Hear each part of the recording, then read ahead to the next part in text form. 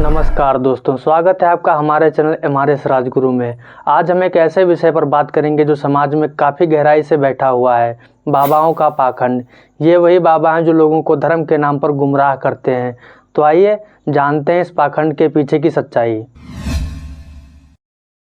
हमारे देश में बाबाओं की एक लंबी परंपरा रही है। कई बाबा लोगों के मन की शांति और मार्गदर्शन के लिए जाने जाते हैं, लेकिन कुछ ऐसे भी हैं जो अंधभक्ति और झूठे वादों के सहारे भोले भाले लोगों को गुमराह कर रहे हैं। तो आइए कुछ ऐसे ही बाबाओं से आपको अवगत कराते हैं। आपने कभी गाय के गोबर से अपने मुंह को धुला? नहीं।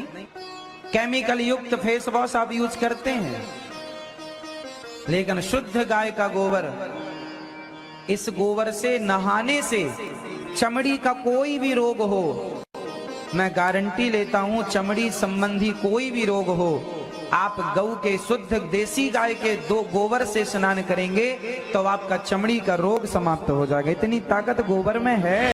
नहीं बाबा नहीं, सुनिए थोड़ा। गाय के गोबर में कुछ एंटी बैक्टीरियल और एंटी फंगल गुण होते हैं जो त्वचा की कुछ समस्याओं से राहत दे सकते हैं, लेकिन इसे सीधा चेहरे पर लगाने से इन्फेक्शन या एलर्जी की समस्या बढ़ सकती है। आपको ये बातें समाज में नहीं फैलानी चाहिए, इससे बहुत दुष्प्रभाव पड़ता है। तो बाबा जी, आपको भी समझना चाहिए कि इससे कितने लोग प्रभावित हो सकते हैं। लेकिन बाबा जी जब खुद वही बात बताते हैं तो कैसे उसका विरोध करेंगे। यहाँ तक तो कुछ नहीं, बाबा जी तो गाय के गोबर से बच्चे तक पैदा करने की गारंटी लेते हैं। संतान नहीं होती, वो गाय को गेहूं खवाए और गेहूं जब उसके गोबर से वापस आए तो उसको धुल करके, उसे सुखा करके, उसको पीस करके उस आटे की रोटी बनाकर भगवान को भोग लगाकर वो रोटी खाने से संतान प्राप्ति होती है। बाबा जी ये पाखंड की बातें बताकर समाज पर बुरा असर मत डालिए। मैं आपको संतान प्राप्ति का सरल उपाय बताता हूँ।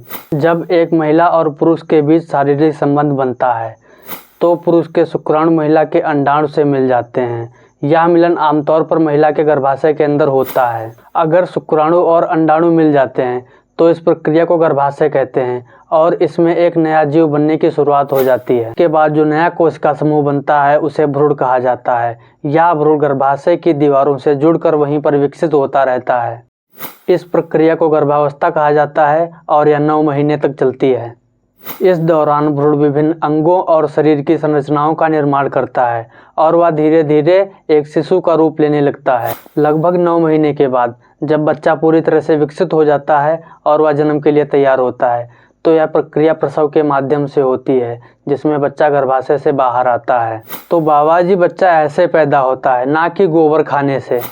तो दोस्तों, हमें ऐसे बाबाओं पर विश्वास नहीं करना चाहिए और हमें विज्ञान के माध्यम से चलना चाहिए। अगर यह वीडियो आपको पसंद आया है तो लाइक और शेयर करें और बाबाओं का अपडेट पाने के लिए हमारे चैनल को सब्सक्राइब करके बेल आइकन भी दबा लें। धन्यवाद।